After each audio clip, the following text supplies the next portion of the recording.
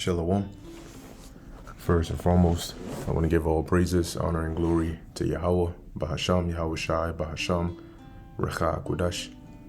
Double honors to the elders and the apostles of Great Millstone, and peace and blessings to the elect. And today we're going to go into the book of Ezra, the 3rd chapter. And pretty much in the 2nd chapter, as we went through, it was fairly lengthy, but mainly going into the records of those that had returned upon Cyrus's decree to Jerusalem to begin the rebuilding of the temple. So as we go into Ezra, the 3rd chapter, this is sort of along those same lines where we start laying the foundation and going from there. So this is Ezra chapter 3, verse 1. Altar and sacrifices restored. And when the 7th month was come, and the children of Israel were in the cities, the people gathered themselves together as one man to Jerusalem. One man meaning unified. They then stood up Jeshua, the son of Jozadak, and his brethren the priests, and Zerubbabel, the son of Shealtiel, and his brethren, and builded the altar of the God of Israel to offer burnt offerings thereon, as it is written in the law of Moses, the man of God. And so that's one of the first things that they built, right? The altar. That way they could make these offerings, to the Most High. Verse 3 says, and they set the altar upon his basis, for fear was upon them because of the people of those countries. And they offered burnt offerings thereon unto the Lord, even burnt offerings morning and evening. So having returned into the land, remember that you had upon our being sent to as captives, you had like the Edomites, for example, that came in there, took some of our villages.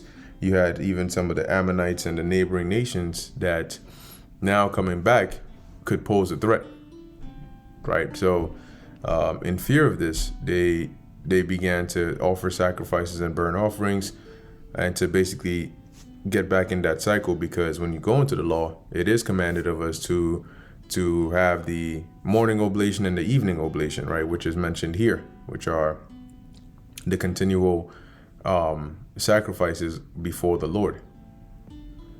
Verse 3, they kept also the Feast of Tabernacles, as it is written, and offered the daily burnt offerings by number, according to the custom, as the duty of every day required. Now, if we go into the book of Leviticus, the 23rd chapter, and I believe it should be right around the 34th verse or so.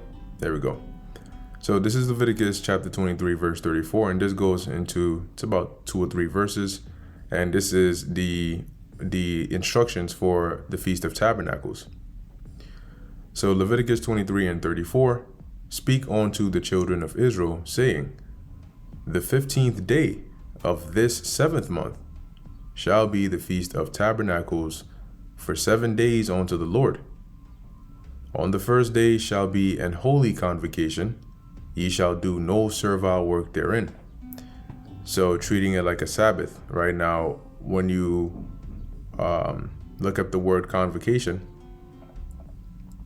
it says here, makorah, convocation, reading, a calling together, right? A sacred assembly to basically commence the feast. Right, so it says here, on the first day shall be a holy convocation. Ye shall do no servile work therein. 7 days ye shall offer an offering made by fire unto the Lord Yahweh Bahasham Yahweh Shai. On the 8th day shall be an holy convocation unto you, and ye shall offer an offering made by fire unto the Lord. It is a solemn assembly, and ye shall do no servile work therein. So the point here is that for each day we actually had to offer an offering unto the Lord, which is what they did here in Ezra, the 3rd chapter and the 4th verse. As we read, remember that when we read up above in, in the 1st verse, it tells you what month this is, which is the 7th month. So it only makes sense, as it is referring to in the 4th verse, that we kept the Feast of Tabernacles. So Verse 4, they kept also the Feast of Tabernacles, as it is written, and offered the daily burnt offerings by number, according to the custom. So each day there was an offering that had to be made pertaining to the law, which we just read in Leviticus 23, as the duty of every day required. And afterward offered the continual burnt offering, both of the new moons and of all the set feasts of the Lord that were consecrated, and of every one that willingly offered a free will offering unto the Lord. So you had the continual burnt offerings, right? You had your morning oblation, your evening oblation, and interestingly enough, here they mention the new moons. Now, what's the significance of the offerings on the new moons? Because you have certain individuals that are basically teaching that the Sabbath, which in actuality is based upon the new moon, they're saying it's based on the full moon. So then in here, what's the significance of the new moon here? Right? Well, the significance is the new moon is what dictates the day, all right, or the Sabbath for that month until the next new moon comes in.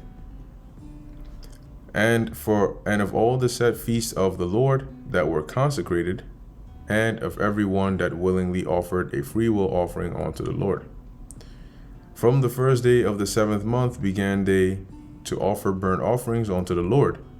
But the foundation of the temple of the Lord was not yet laid. So the main first initial focus that they had was the temple, or actually the altar, so they could perform sacrifices. They gave money also unto the masons, and to the carpenters, and meat and drink, and oil unto them of Zidon and them of Tyre, to bring cedar trees from Lebanon to the sea of Joppa, according to the grant that they had from Cyrus, king of Persia.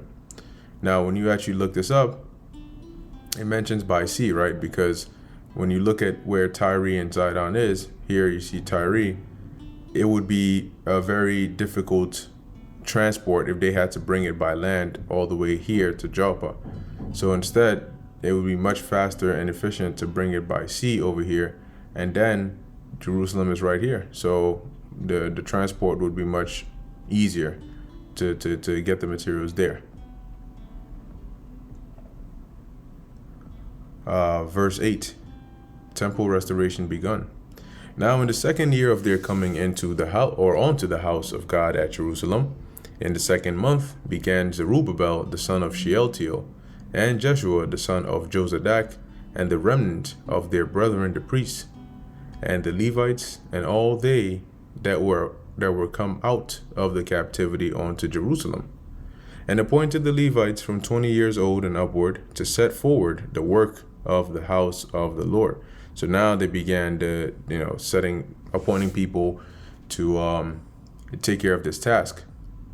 Verse 9, then stood Jeshua with his sons and his brethren, Kadmiel and his sons, the sons of Judah, together to set forth the workmen of the house of God, the sons of Henadad with their sons, and their brethren, the Levites.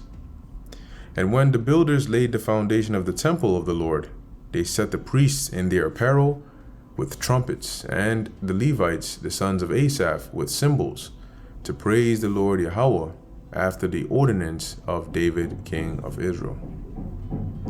And they sang together by course, by praising and giving thanks unto the Lord, because he is good, for his mercy endureth forever toward Israel. And all the people shouted with a great shout. And when they praised the Lord, because the foundation of the house of the Lord was laid. So it was a very exciting time, right? The temple that we love so much was destroyed, and now we had the opportunity to go back and rebuild it, and it was a very beautiful thing, showing a great deal of mercy that Yahweh B'Hashem Yahushai has, or at least had in that time, for us, to allow us to go back and bless us with all the resources to be able to start building this temple back up again. Verse 12, but many of the priests and the Levites, the chief of the fathers, who were ancient men, that had seen the first house, so the first temple, when the foundation of this house was laid before their eyes, wept with a loud voice, and many shouted aloud for joy, because they had witnessed what it was like before. And being that they came as captives from Babylon as well, they had seen how it was destroyed, and it was burnt down and all of that. So seeing the rebuilding of that temple again, as you can see, you had mixed feelings, right? You had tears of joy and all of that. Verse 13, so that the people could not discern the noise of the shout of joy from the noise of the weeping of the people.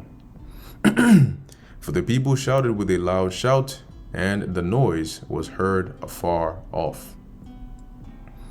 And that brings us to the end of Ezra, the 3rd chapter. And mainly, as we went into the beginning of the restoration, right? Starting with the altar and the foundation being laid. So with that, Lord willing, this was edifying to the elect.